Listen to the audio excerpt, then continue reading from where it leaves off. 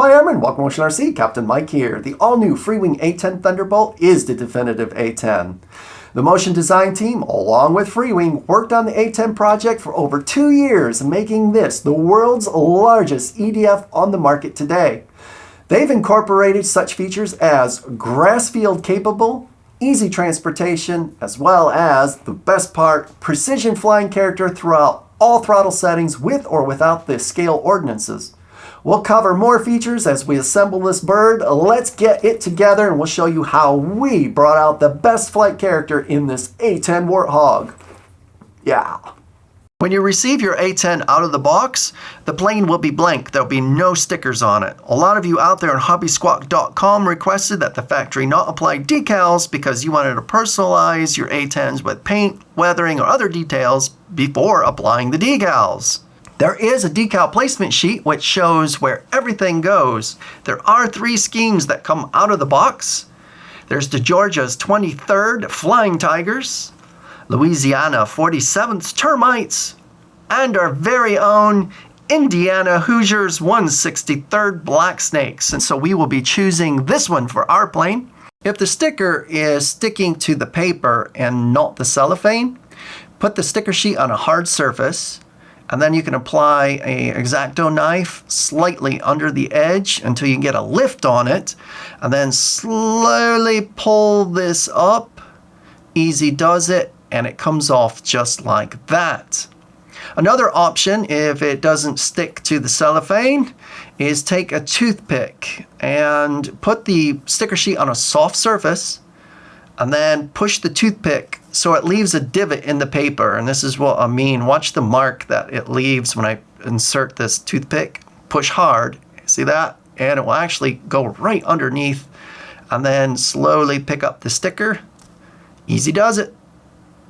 The servos are tested at the factory, but it's always better just to be sure. So it's easier to test these when they're out of the plane than when it's flying.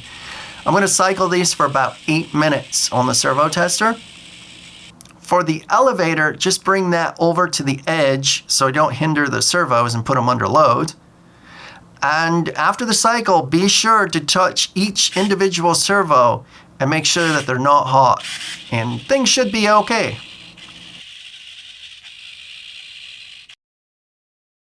The screws in the kit contain 4 8mm for the wings, 6 12mm for the nacelle, 12 8mm for the rudder stabilizer and fuselage stabilizer, 1 6mm for the radar pod. Included in the kit is a traction wire, and this is to help thread all the leads through the different orifices of the airplane. The design team said that they're not using extensions on it just to cut down the risk of poor contact joints. So we'll be using this wire to thread things through. Get the wire just wrapped enough around the loop here and you can just pull it right through. If you're having problems getting it through any of the chambers, you can always wrap the wire around the loop first and then insert it the opposite way so you're actually pushing the lead through. Once you got it where it's lined up, pop! Just like that. Precision. Use 2 8mm screws, then do the other side. Thread the wires under the reinforcement. I use wire ties to tie down the wires. The dollar store is the best source to get these. Make sure the bundle is small and tight as you can get it. There's plenty of space in the chambers for the wires to go, but this just makes it easier for you. When I get to the leads, I'll leave this wire tie a little bit looser so the retraction wire can loop around the bundle and I can pull it through. Then we'll cut the tie's ends. I slid the halves of the fuselage together enough to get the traction wire through. I'm going to grab this last wire tie. And this is the tightest spot in the fuselage right here. So once you pass this little bit here, it's pretty well easy from here on out. So I'm going to push the wire in at the same time as I'm pulling the wire through the fuselage. And I'm going to pull that completely all the way to the other half. Slide in the assembly of the stabilizer and rudders. There's 4 8mm screws to hold this down. Finish the wire's journey through this ginormous fuselage by reconnecting the wire tie on the loop and feeding it through. Glue the halves of the fuselage and make sure you don't have any wires hanging out. Push the halves together. This is the only EDF A-10 Warthog on the market that is officially licensed by Northrop Grumman.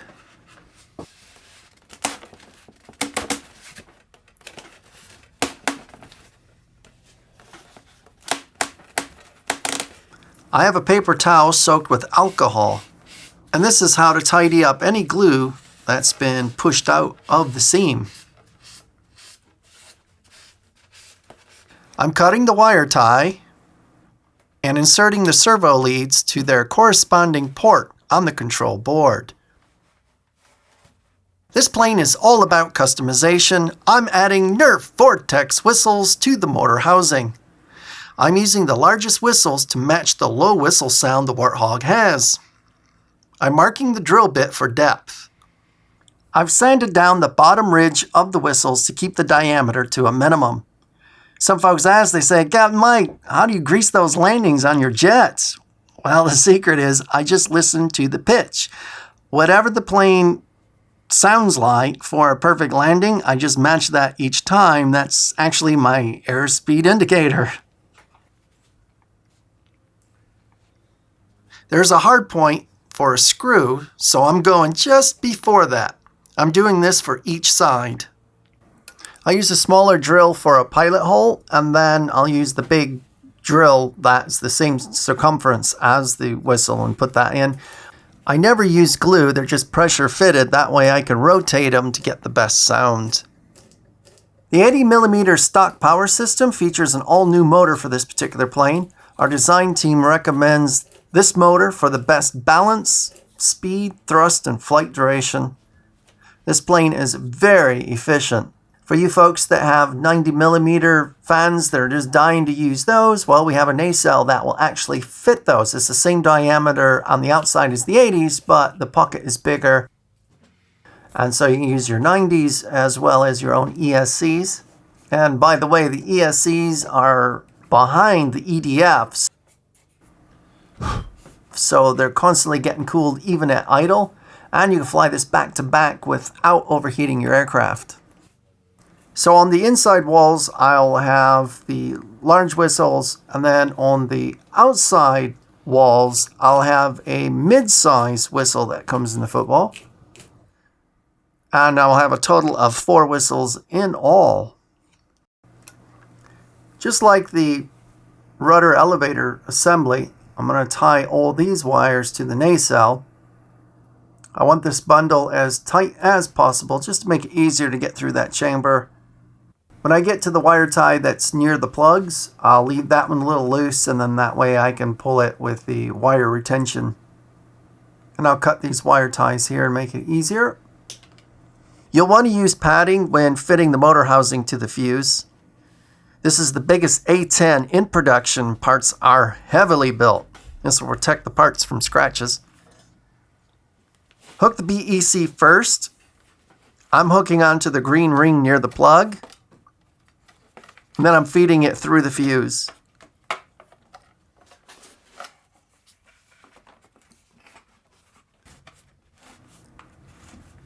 Next, hook the battery wires. I'm hooking on the wire tie.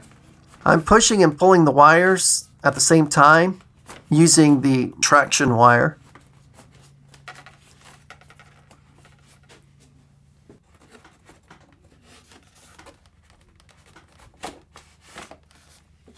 Slide the motor housing into place.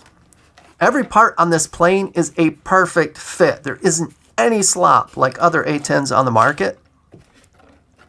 Use 6 12mm screws for the motor housing.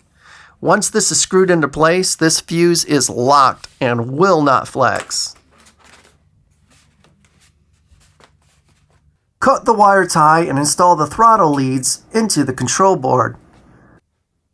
I'm connecting the ailerons and flap servo leads to the servo tester. I'll check each wing separately for 6 to 8 minutes and check for hot spots on the servos. I'll connect the rudder and the elevator for another check since it's connected to the board. And it's a great opportunity to check the steering servo. The wing connector is the same as the connector on a 6-cell battery. So I'll use the connector protector. After making sure each wire is in a wire groove, I'll tape it. This is perfect for connecting and disconnecting the wings.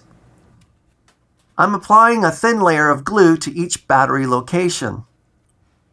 Then apply the material provided in the kit.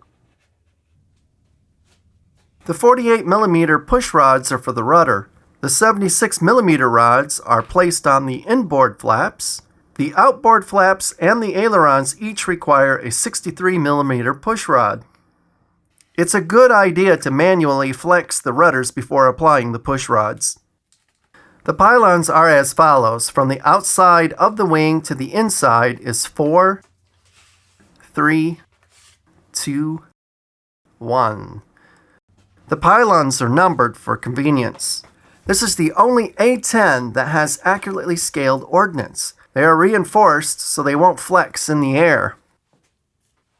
The ordnance and pylons are removable, so pilots can fly empty or mix and match ordnances and pylons, or even mount a Mobius camera. The wings are designed for easy transport. Slide the rods in the fuse, line up the wings, and pull together. The rods will bottom out in each wing half, so they'll always be centered in the fuse.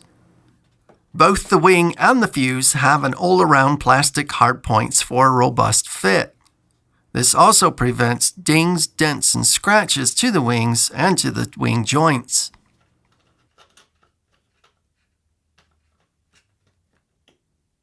The wings are made out of hollow chambered foam with an interlocking matrix of plywood ribs, carbon square parts, and aluminium blocks, providing rigid and supple handling.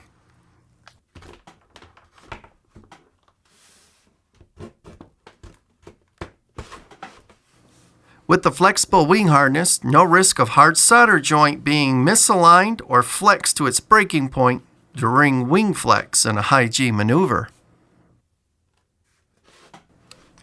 The ailerons each have a 30-gram digital metal servo and 17-gram digital servos for all the flaps. Use the 4 8mm screws to fasten down the wings. Use 2 8mm screws to fasten each fuselage stabilizer. A 6mm screw holds down the radar pod. The rest of the build requires glue, starting with this AM radio antenna. 3 radio antennas on the bottom of the fuselage. 2 radio antennas on the top near the canopy. And don't forget the pitot tube. That build was quite easy, really easy put together. You didn't even need this video to put the A-10 together. Just follow that manual down to the T, especially in the setup of the flight surfaces. Make sure you get your highs right and your lows right, and make sure you get that CG right on. When you do make your CG, make sure that the wheels are down, all the ordnances on it, and CG it from that 0.78mm from the leading edge. We were quite nervous about maidening the A-10 because all the other A-10s we've ever flown, they have weird tendencies, especially throughout the throttle curve. It's like flying 5 or 6 different aircrafts depending on where you're at on the throttle. Well, not the case here. This particular bird just flew great from takeoff all the way to landing. This is the unbeatable A-10. This is the definitive A-10 Warthog. The Motion RC design team has left the Avenger cannon hollow.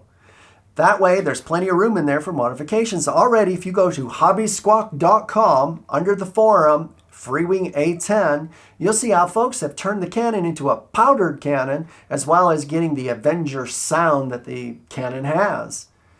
Our design team also wanted a big, burly battery bay. Unlike all the other A-10s up till now that are out on the market, they barely give you room for batteries, let alone your receiver, maybe a gyro, or your telemetry equipment. Well, we got you covered. There's plenty of room for that, and plenty of room for 4,000 milliamps all the way to 6,000 milliamp batteries. We recommend anywhere from 4,000 to 5,000, but if you have that need for a bigger burly battery, there is still plenty of room. And as always, thanks for watching. Remember to subscribe to the YouTube channel, follow us on Facebook, Google+, Instagram, Twitter as well. Jump in the conversation at Hobby Squawk. We'll see you there. And also at the flight review of the awesome Freewing Definitive A-10 Thunderbolt. See ya!